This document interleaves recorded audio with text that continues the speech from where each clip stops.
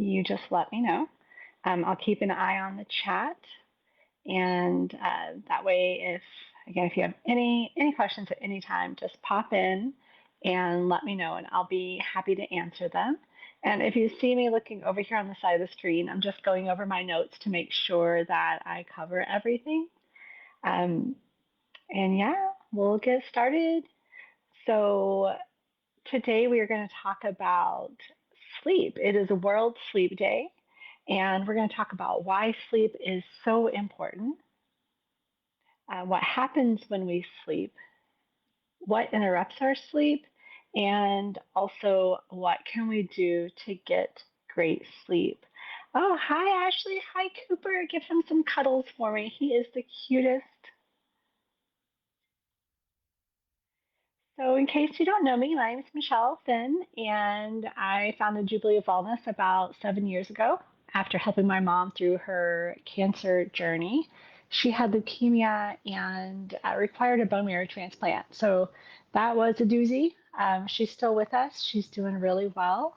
It's now been 10 years since her transplant. She's cancer free. So, CBD and essential oils had a lot to do with her recovery, and to this day is life saving for her when her health deteriorates for a little while. She catches a lot of stuff and has a lot of complications. So, but she's happy to be here, and we're happy to have her here. And again, CBD and essential oils have just been huge in her recovery. So, why do we need so much sleep? It's crazy. We spend like a third of our lives sleeping, but it's absolutely a requirement. There is no way to get around it. Healthy adults need between 7 to 9 hours of sleep. Um, the elderly need around 7 to 9 hours, 7 to 9 hours of sleep too. But they have a really hard time. That's part of aging is not being able to sleep, and your body can no longer repair itself. Children 6 to 12, they need 9 to 12 hours of sleep. Try to tell a 12-year-old they need 12 hours of sleep. They don't agree. And kids 13 to 18 need about 8 to 10 hours of sleep. You know, they're still building, and their body is working hard, so they still require a bit more sleep. But again, try telling a teenager they need sleep. So, what happens when we're sleeping? It's pretty awesome. Our cells are repairing themselves. Our immune systems are kicking into gear and healing us, fighting whatever things are happening that we don't even know about. That, maybe we went to the store and we brought home some germs, and it can turn into something. We have no idea how many times, like, we pick something up, but our body fights it off and we have no knowledge of it. So that's pretty great. And then also, our short term memory gets turned into long term memory. So the fun, the not so fun, all the things that happen during the day that are in your short term memory, maybe something funny your neighbor said or your kid said, or something cute your dog did. Like, if we don't get enough sleep, our brains will not be able to transfer that into our long term memory. So at the end of our lives, we will have less memories than we would if we were getting good sleep. Like, even at the end of the year, um, throughout the very challenging parts of my caregiving, there are periods of time that I don't remember. Like, someone will say, "Oh, remember we went to see that movie?" And I'm like, no, I don't. I honestly have no memory of it. And it's wild. But I know it's because I was in a state of getting very little sleep. I'm constantly interrupted by, when I was trying to sleep. And it was just a really high stress time of my life.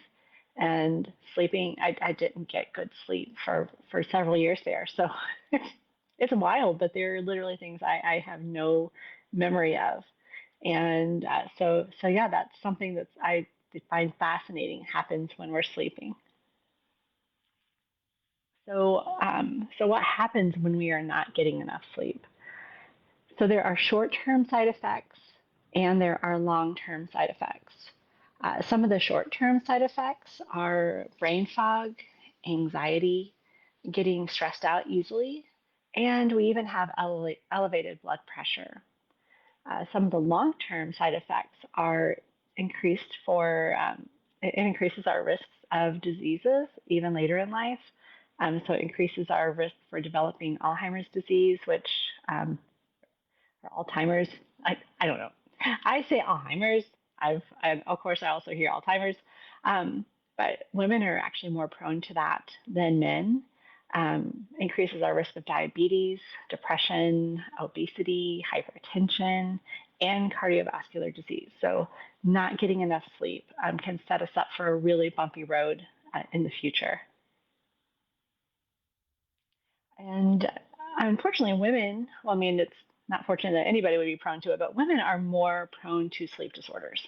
That's due to hormonal changes and to our caregiving responsibilities. So, one example for women of a time in their life where they really do not get enough sleep or can have challenges is menopause. The hormonal challenges that happen are is one of them is that when our estrogen drops and our progesterone drops. So estrogen promotes sleep by enhancing serotonin, and that helps us sleep. And then progesterone itself has sedative properties. Um, so when those hormones are fluctuating, they're dropping, then that can start causing fluctuations in our sleep too. So it can give us issues like restless leg, hot flashes, and night sweats, and none of that is nice. Some other things, and I'm just going to go like right now. I'm just talking about the things that are causing us challenges. We will get into the how to fix it and the good parts about sleep. So other things that add to our sleepless nights is caffeine. Caffeine stays in our body for an average of 12 hours. So I don't know about you, but I cannot drink coffee in the afternoon. I cannot have like a 3 o'clock latte or anything like that. If I do, I turn into a grouchy bear if I have caffeine in the afternoon. Um, and then, of course, at night, I can't sleep. I had one person who reached out to me and she's like, Michelle, I cannot sleep at night. She's like, I lay there and I blink and I blink and my mind just spins and I don't know what to do about it. And so we sat down and went through her schedule throughout the day, like what she does in the morning, what does she have for breakfast, what does she have for lunch, like her habits and everything. And when we got to the afternoon, um, we got to her 3 o'clock lattes. And I was like, "Oh, girl, that is it right there. I think that's what's happening." Is she said 2 or 3 times a week she would go for a Starbucks or somewhere and grab an iced coffee drink. And so she stopped that, and within a week, she was getting deep sleep. She was not having to get up in the middle of the night anymore. Like that one thing is what had her staying up at night. Other things are habits like too much screen time in the evening, um, and that is something. It's so hard not to. Netflix declared their biggest enemy to be sleep. So like we are geared, like these devices, our phones, our shows, they are geared to keep us watching and keep us watching and keep our eyes glued because that's how they can sell things, right? That's what they do. The more time we spend on there, the more they can charge for ads, the more things that they might convince us that we need. So um, too much screen time is a huge problem for sleep and for creating sleep issues. And then also lack of movement during the day is another one. So, as you see, I'm in my office chair right now at home. My office is at home now since I closed my shop last year.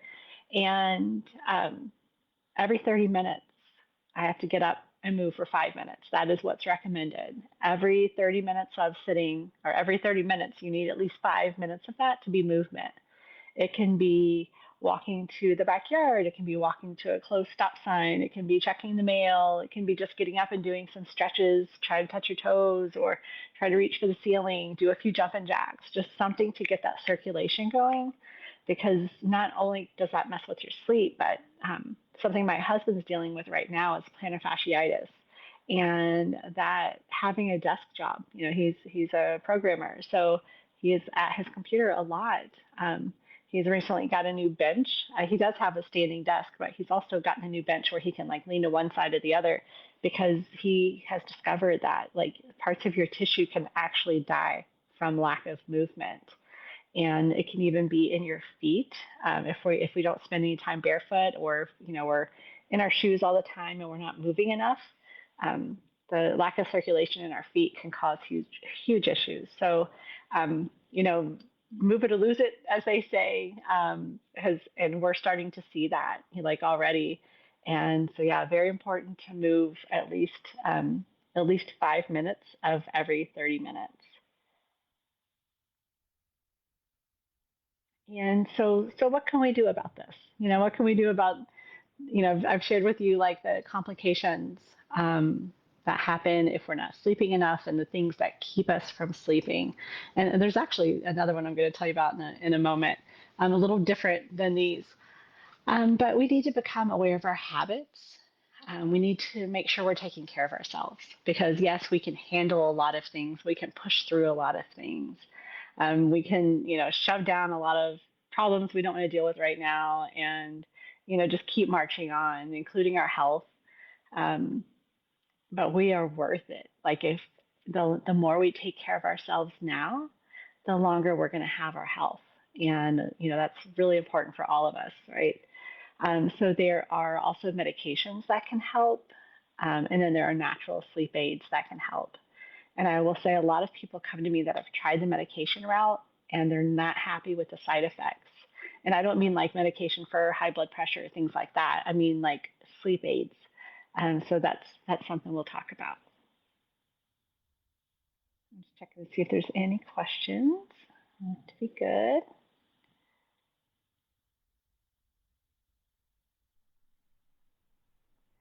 So one thing we can do, a big one actually, is have an actual bedtime. So you know, a lot of us we procrastinate in the evening, and there's something that I learned about recently called revenge bedtime procrastination. And so what that means is that like we don't want to go, we procrastinate going to bed, even though we're not doing anything special, because we don't want to go to sleep. We have finally stopped taking care of people. We have finally stopped working. We have finally stopped doing dishes and cleaning the house or whatever it is that we've been doing all day that's not exactly what we wanted to be doing for parts of it, taking care of everyone else, and not saying we're not happy to do that, but we didn't get to do what we wanted to do. Whether it's an art project, whether it's going on a hike, whether it's hanging out with a best friend, whatever it is. And so when the night time gets here and it's time to go to bed, we distract ourselves. And part of it is they blame it on decision fatigue. So we make about 35,000 decisions every day, every day.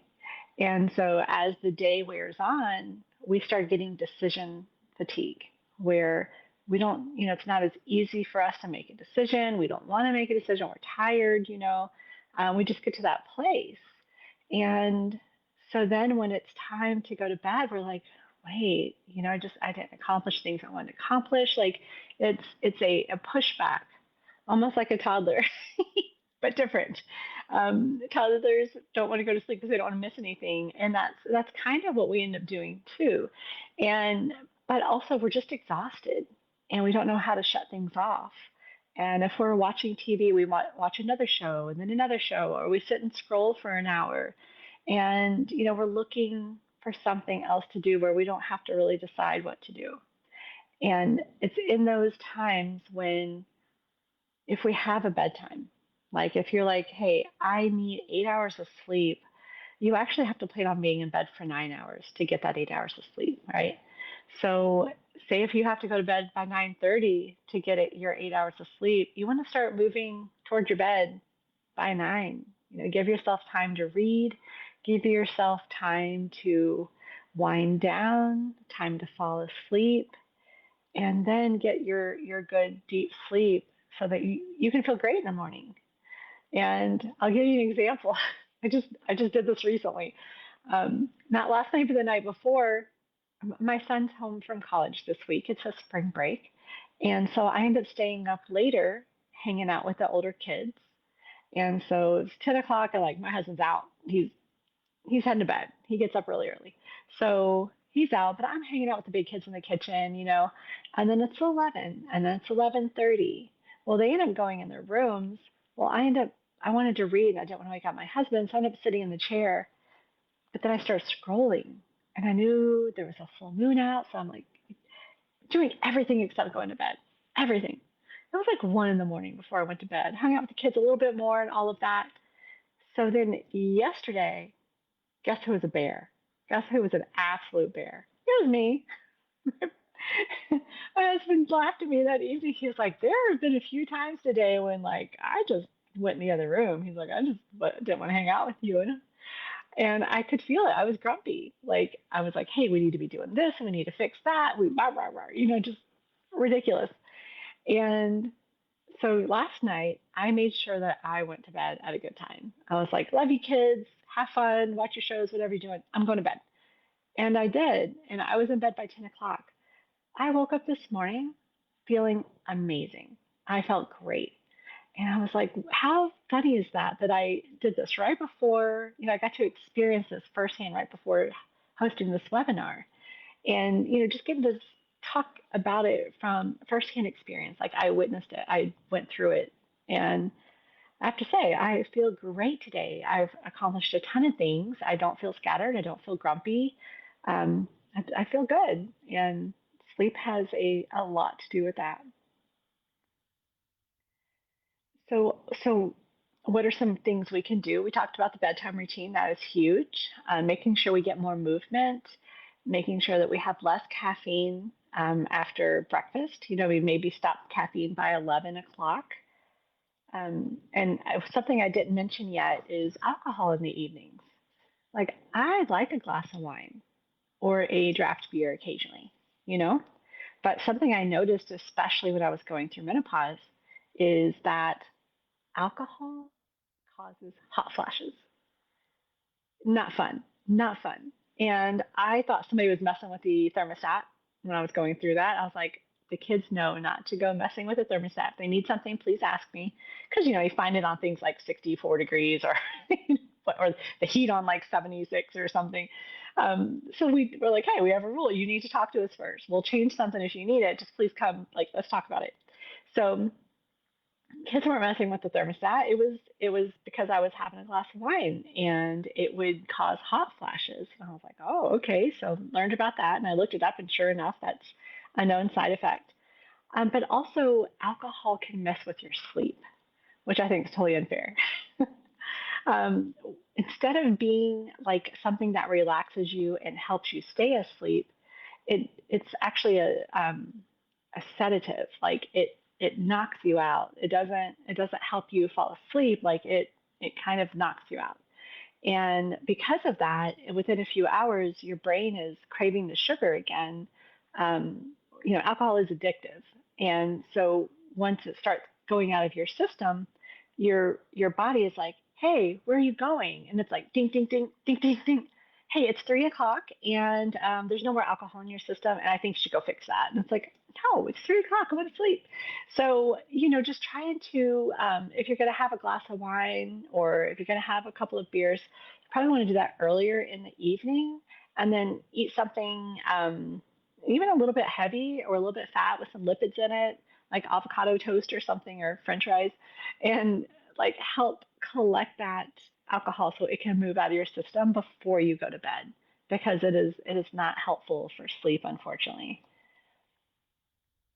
Other things you can do, like we talked about, there's over the counter stuff, there's doctor prescribed stuff. But I'm going to show you what I have here that have been super helpful for natural sleep aids. And this is something I've really gotten into because it has just helped a lot of people.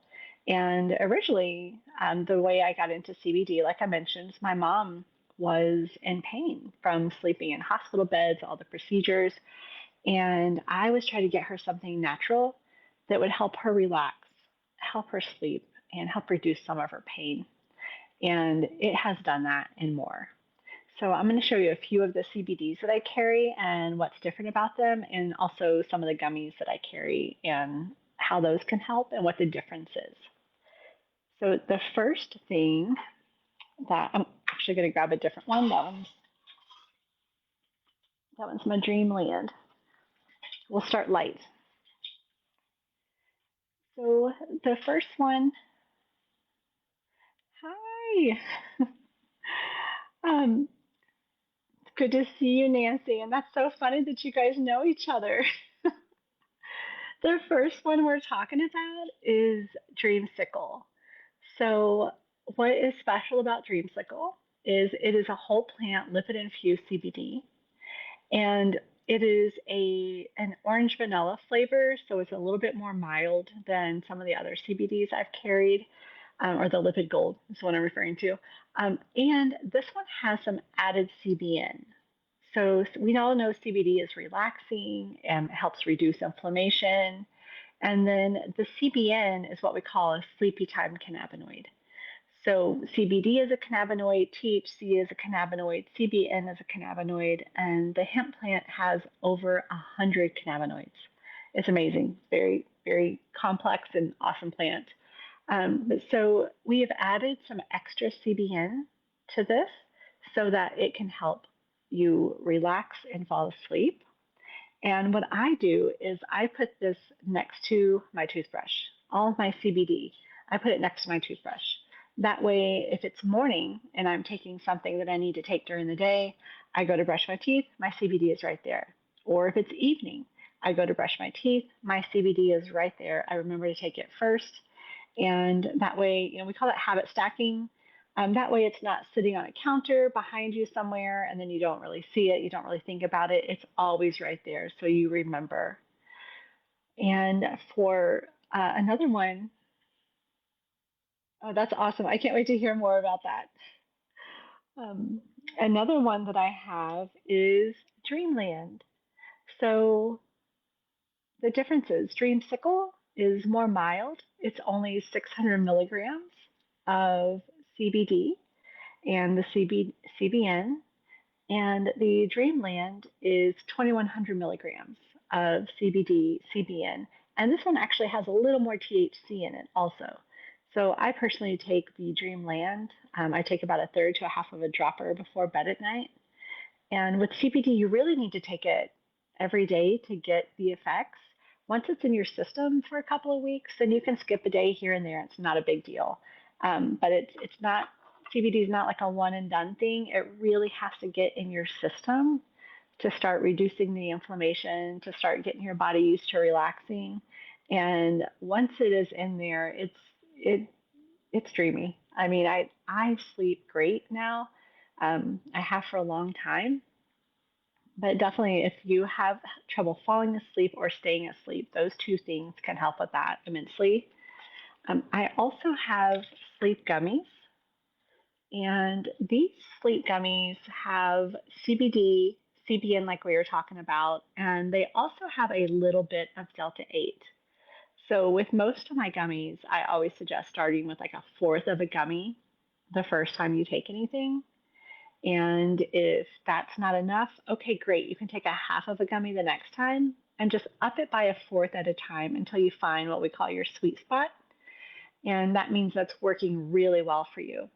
But instead of starting with a half or a three-fourths or a whole one and that it being too much and maybe you don't feel well, maybe it makes you anxious, or maybe it made you go into a really deep sleep and you didn't mean to because it's the middle of the day, something like that. So always with gummies, you want to start small and always be very cautious about where you buy your gummies. Um, I get a lot of people messaging me, sending me pictures of gummies they bought from somewhere, and it's you never know what's in there. Like with anything, you never know what the quality is like if you don't have a trusted source. You don't know what the ingredients are. You don't know the quality of the CBD or the Delta 8, or those kind of things. And the reason there was a big fuss about Delta 8 in the beginning, and by the way, I do carry 25 milligram Delta 8 gummies also. I just had this pouch out to share with you. Um, The reason there was such a big fuss about Delta 8 and is it safe, is it not safe when it first came out is because it is synthetically made. And what that means, it's not truly synthetically made, but what happens is that the chemist goes into the THC molecule and pulls out the delta 8 THC. Well, they have to use solvents to do that. And the most common one is ethanol. So a lot of things use ethanol to, it's a very commonly used solvent because it is safe when used correctly. If you're working with a company who is not high quality, top notch, is not as caring, they might be sloppy about how much ethanol they leave, the residue on the products. So, so the side effects can be a really bad headache. It can, nausea, things like that. So that is why it is really, really important to always work with someone that has a trusted source. I work with my chemist in farmer and chemist in Kentucky for my gummies. I've been working with him for about 4 years now. Um, Very trusted, very, very smart guy. Graduated from University of Kentucky with a degree in chemistry years ago. Worked in the cannabis industry in Connecticut for a while before coming back home and growing hemp on the family farm. And it's a very very clean cut family run business. I love it because when I do go to visit there, like I'll see nephews, I'll see little kids running around. Like it's amazing. So so yeah, very trusted source there. And then with the CBDs, this is my Indiana farmer. So he does sometimes use hemp from other farmers in the area, but he processes on site, high quality, just again, very important things to make sure that you have quality products. So I'm going to show you the difference between the Lipid Gold and the Dreamland. So Lipid Gold, this one, Lipid Gold is a very popular product of mine.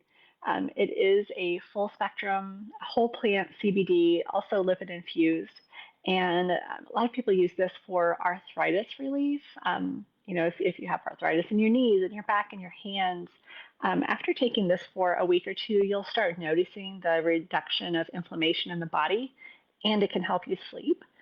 It does not have the added CBN, so some people use it during the day as well. They might take a half a dropper during the day, half a dropper at night, and use that for pain relief. And there's one more quick thing I want to share with you, and that is ways to tell your brain that it's time to go to sleep. I'm going to grab a quick drink of water. And so, we all know that we can train our brain. And just like if you ever had kids or knew someone with kids and you heard them talk about their bedtime routine, our brains are looking for similarities. Like it wants to know, what am I doing right now? What do you want me to do? And so we can tell it, hey, it's time for bed. And what's really important is having like 5 steps that tells your brain that it's time for bed. So it can be getting your pajamas on, brushing your teeth, putting soft music on, reading a book, taking your CBD, spraying your pillow, things like that. And just having about 5 of those things that you do in the same order every night will start telling your brain and your body, hey, it is time for sleep. This is what we're going to do. This is what we're doing right now. And it's happy to do it. Like it wants to serve you, right? Our brains want to do what we tell it to because it makes things easier for us, for our brains, and us. So one of those things again is this spray. This is my Surrender pillow spray. And I named it Surrender because sometimes that's what we need to do. We just need to surrender into the pillow, relax, let the day go, get some good sleep, and get ready for the next day when we wake up, right? Um, so that is, again, just something really, really nice that can help tell our brains it is time for sleep. So that is our webinar today for natural sleep solutions. I hope it's been super helpful. I am going to I need to make a little note of this. I am going to create a 10% off coupon for my website with the code SLEEP. And it's 3:30 now. I'll have that in there by about 3:45. And if you have any questions about any of the products, please let me know how to use them. If you have any questions about anything I talked about, I'm happy to answer those. I am going to see if there's a way to download this and send it out. Otherwise, feel free to share this video with anyone you know that's struggling with sleep because it's just really, really important. Important for our mental health, for our physical health, for longevity, and excuse me, these things work. Sleep works. Gosh, I'm such a nicer person today. I'm so grumpy, and it's funny because when I'm grumpy, like I try to be quiet about it, but if it's my husband, I'm not quiet about it. You know, he catches the grumpiest part of it because I was like, I've been thinking about telling you how we need to fix this, but I've been trying to be nice and not mention it today though. So today I just feel so much better. And yeah, if there's anything I can help you with, please just let me know. I hope you're getting to enjoy some sunshine today, and we'll talk to you soon. Take care, all. Thanks.